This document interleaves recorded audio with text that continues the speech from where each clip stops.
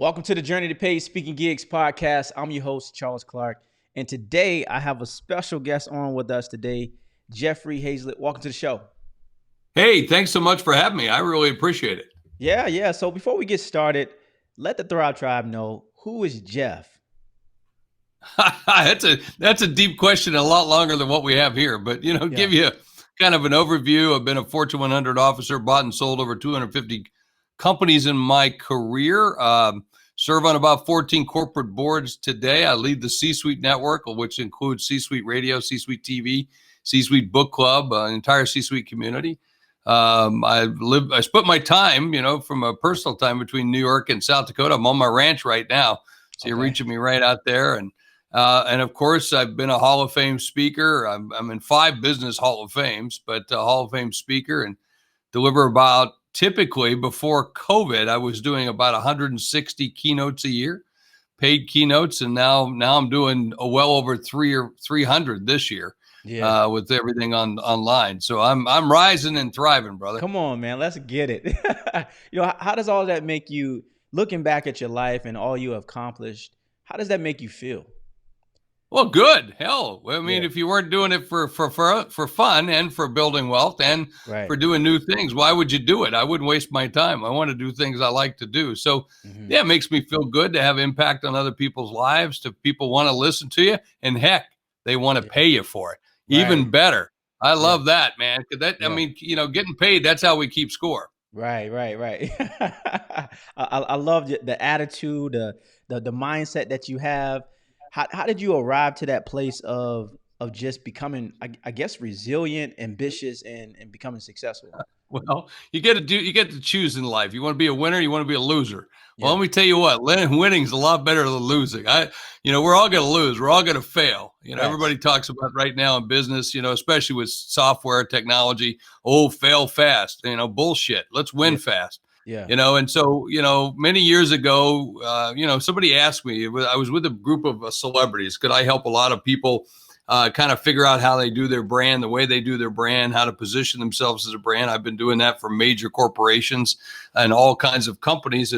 But I also used, the brand of me to be able to go out and start promoting and building up what now is known as the C-Suite network.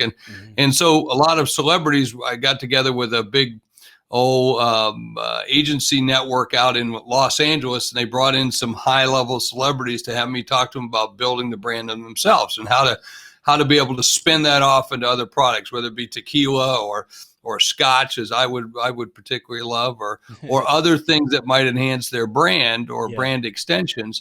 And someone once said to me, says, Jeff, how do you deal with those little voices in the back of your head that tell you you're not worthy? I said, what voices? And they said, those little voices. And I said, yeah, I know which ones you're talking about. I said, I stopped listening to those voices a long time ago. And that's really what you have to do. You have to look in that mirror and say, hey, I'm worthy. I can do it. I can make it happen. This is what I have to offer, and then go offer it. You're going to stumble. You're going to make some mistakes, but everybody does. Get over it. If you're going to be a maestro, you got to learn to play a lot of bad notes. Yeah. I think that's the difference between faith and fear. It's all a choice that we can choose to have. And by definition, like, fear is almost the same thing as faith. Is just where you choose to land on the spectrum. You're going to have both. You're going to have both. Right? Yeah.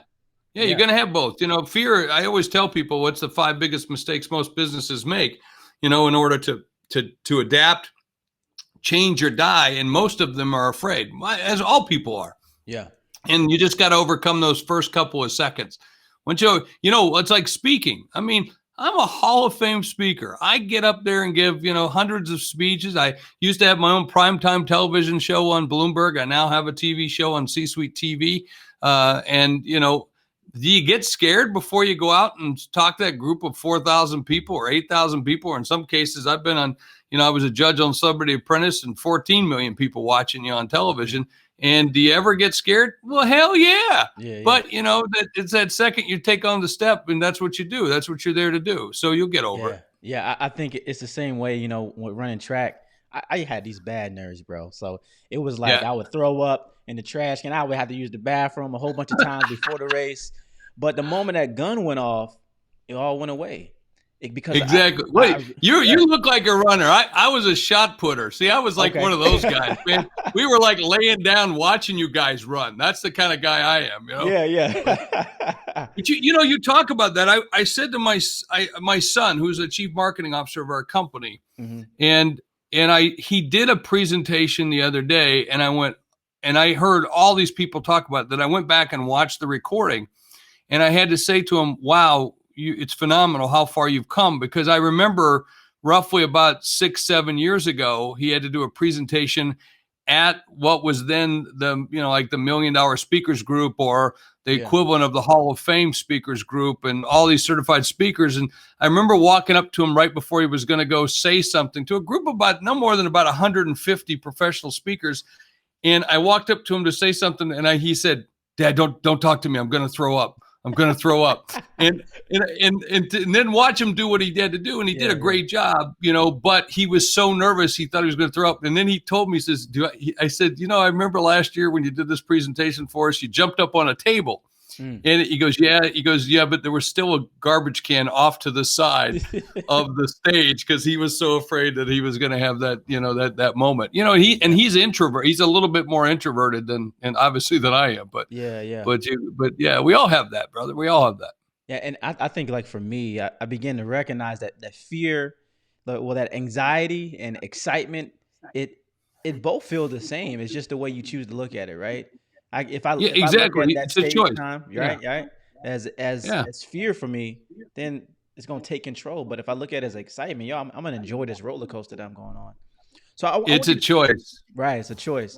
I want you to talk about that path that you went on. How did you get into speaking? Well, I started speaking, I'm 60 years old today, or not today, but 60 right this minute. And I started professional speaking when I was in my early 20s. I grew up listening to some of the greatest speakers in the world, who eventually become friends. But, there was Og Mandino, and, of course I listened to the great Napoleon Hill, Norman Vincent Peale. They weren't alive when I was starting my speaking career, but many of those folks were, like Brian Tracy, Zig Ziglar, and those. And I had a chance to see them when I was in my teens. So, I was selling Amway door to door back when I was 16, 17, and I'd go to these conventions, and here was Skip Ross, Brian Tracy, Zig Ziglar, some of the greatest speakers of all times. And I said, man, I like what they do and how they do it. And so when I got into my early 20s, I started giving speeches, and, became a member of the National Speakers Association at the age of 25, 26, been a member ever since. And so I started speaking back then. And I was doing a program called How to Rip the Head Off Your Competition, Yeah. subtle marketing and sales, basically, here I was, attending these conferences with these professional speakers.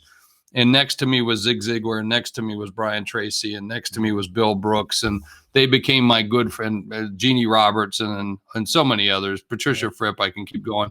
And that are they're Hall of Fame speakers today. And of course, I followed in their footsteps, and I'm just lucky to be blessed by that. Yeah, I believe by association, we rise or we fall, we sink or swim. You're exactly right, my friend. Charles, that's exactly right. That's how you should position yourself. You want to hang around. Denzel Washington has this great speech. He says, you want to hang around winners, you're going to be a winner. If you're going to hang around losers, you're going to be a loser. And I think there's a lot to that. You're going to hang around millionaires, you become a millionaire. And it's truly that process of association. So I hung around with some of the greatest speakers in the world, and then I studied them too. I mean, I was at a conference this week in Dallas where I was speaking, and someone came up to me and said, that story you told, they said, where was your inspiration? I said, Jerry Clower. And he knew exactly who I was talking about. You won't know who that is, but he was a comedian in the 70s and 80s. And he was from Route 4, Liberty, Mississippi. And he would tell these things. And I used to buy his records, and I'd watch him on the Grand Ole Opry. And I would learn from speakers like that. You would learn their moves. They're not to copy them by any means, shape, or form. Because if you do that, you copy me, I'm coming after you. Okay. Because you be you, I'll be me. But that doesn't mean we don't get inspirations from people. I mean, even like Lewis Black. I like to watch Lewis Black because he's outrageous, right? Yeah. And there are things, or quite frankly, Bill Clinton, great orator, great speaker. He's the kind of guy that has so much charisma. If you're a lesbian, you sit next to him, you might get pregnant. I mean, that's the kind of people that, you want to pick up from stuff like that and find out, what you might be able to, learn from that you could get better at what you do. So true. So true. So you have this saying that says, adapt, change, or die. How did that apply into COVID, with the business and speaking industry? Well, I was with a group of $1 million speakers yesterday. There's a group called the $1 Million Speaker Group, and I'm been part of it for years. And we get together, and I reminded them a year ago last March, when everybody was talking about, oh my gosh, it's dead. And they said, I can't wait to get back up on stage again. And I said, I can't wait to never walk on another stage the rest of my life. And they said, well, why would you say that? I said, because we're delivering speeches now differently. Yeah, before it was just a stage, but now I can do 3 or 4. Now, I've done that before, where I've as many as 5 keynotes in a day and gotten paid for those keynotes. But man, the time I was using a helicopter, a plane, train, whatever I had to do to get around. And I'm not joking. We literally picked me up in a plane, took me somewhere, grabbed me by a helicopter, flew me, took advantage of the time zones. And, that's a tough thing. But man, if I can do 5 speeches in a day from my house in my underwear, boom, this is a lot different, right? And so, and that's what I meant by that, is that we have to learn to adapt and change or we'll die. Because had you followed just the same model pre-COVID, pre-digital, because during COVID, days became weeks, weeks became months, months became years. And if you didn't move, if you didn't drive and thrive or rise and thrive, as you well know, you're dead. You're dead. Yeah. And so that's what I mean by that. Yeah, I love that statement right there. It's a constant reminder of how to live life. Like that's a choice. Sure. Yeah. Adapt, change, or die. I mean, that's the only choice that we have in life, right? Yeah, well, you're eventually going to die, so I'd like to put it off as long as I can. Yeah. And your career is going to take that. Your speaking's going to take that. Your topic's going to die. Your style's going to die. Your clothes going to die. Your hair is going to die. Yeah. In terms of, you got to look to change up that stuff every so often so that you can still be interesting, or they'll never hire you back again. Right. I mean, I love that I can go back to a group again and again and again. I'm basically telling the same damn speech for the last 12 years. Yeah. Yeah. Okay. All I do is change the slides and change the stories, but the concept is the exact same concept. The principle. Yeah. Mm-hmm. Exactly. Yeah. Well, because I'm lazy. I don't want to have to change it all. Right. But you know what I mean? Yeah. No, I feel you. Yeah. You do what works and you stay in your lane. That's one of the things I always believe in. Like me, I'm a track guy. I run the 200. You put me outside of the 200, it's gonna look a hot mess. Man, I have never even walked 200 yards, much less 200 meters. There's no way. That's why, man. Again, I'm gonna go back to shot put. It was a lot easier. Just throw a big lead ball. That was easy. Well, you got to stick to your one thing. We stick to our one thing, and if that works, use it. But adapt in that behavior of you delivering. So I love that. Tell me about a moment of you speaking on the stage. Your biggest memorable moment on the stage. Where were you? Oh man, I've got so many of those, where it's the standing ovations, it's the accolades. Probably one of the best ones was years ago. I mean, there's a lot. I mean, I got to tell you, there's a lot of them where you have those moments where you've moved the crowd, and you got 8,000 people in the room, and you could feel them move with you down and back up again, and you take them on this journey, and I love those time periods. There was one time in which I did that for a group, and it's detailed in my book, Think Big, Act Bigger, because they every once in a while I let loose with a swear word. And so this particular group asked me not to swear. Mm-hmm. And they put a thing in my thing. If I swore, they were going to charge me in the contract. They were going to charge me because they had a bad experience the year before. Right. And so I just said, shoot, accept the contract. Well, my son at the time was running my business. And of course they said, wait, you said yes too fast. So then they came back and said they wanted to change the contract. So they were going to charge me so much for every word. Yeah. So I'm going like, hey, this is like a game. I'm going to say that many swear words and use it up. I mean, what the heck, you know? Right. And then they did it where if I said these words, and they sent me a list of words that I couldn't use. And I mean, be honest with you, some of the cuss words on there, I didn't know the meaning of it. You know, it's like, why would you say something like this? Yeah. And finally I said, yeah, say it right away. Go. And then they went, okay, no, that was too fast. That was too fast. So then they sent the next contract that if I said this one word, the F word, okay, that they would not pay me at all. Not 100%. They were never going to pay me. And I said, Tyler, get them on the phone. So we get them on the phone, and here's the chief legal counsel and a couple of the executives get on the phone, major company. And they get on the phone. I said, what's the problem? And they tell me what the problem is. They said, well, if you say that one word, we're not going to pay you. I said, wait, what happens if I'm on the stage and some guy rushes the stage with a gun and I say, hey, F, he's got a gun, right? Yeah. I said, your inability to protect me might lose my life and I'm going to lose my fee. That doesn't seem fair. So I just said, why don't you just ask me not to say it? And they said, would you do that? And I said, sure, I won't say it. Yeah. And they said, and then the attorney said, well, would you put that in writing? So I said, go F yourself. And I said, Tower, you can deal with it. And so, but we agreed to it, no problem, but not to the fact that they were going to, kill my fee. And so I went out ahead of time. I went to the thing, went to the event, did the event, and I put everything I could into it because I wanted to show them we could do this. And so I did it. And I mean, people were crying. You could hear pins drop. Yeah. And I got 3 standing ovations at that talk. And I got to tell you this, after I walked off the stage, the CEO walked on the stage and says, wasn't he effing awesome? Yeah.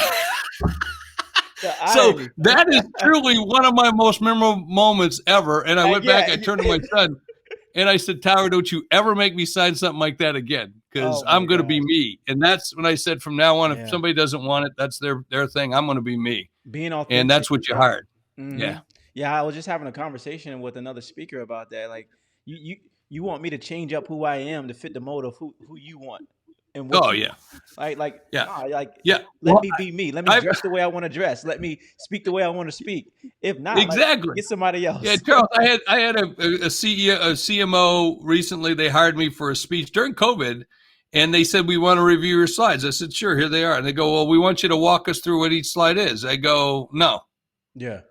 And they go, I said, I don't need the slides then. Well, we want you to have slides. Well, then if I'm going to have slides, those are the slides I'm going to have. Yeah. And they said, well, we want you to walk us through. I said, this is the theme. And I said, you've seen the video. I've already sent you the video. It's not going to change. The only thing that's going to happen is I'm going to insert your name here and here. And they go, well, we'd like you to do this, this, and this. And I said, no, why don't you just do it?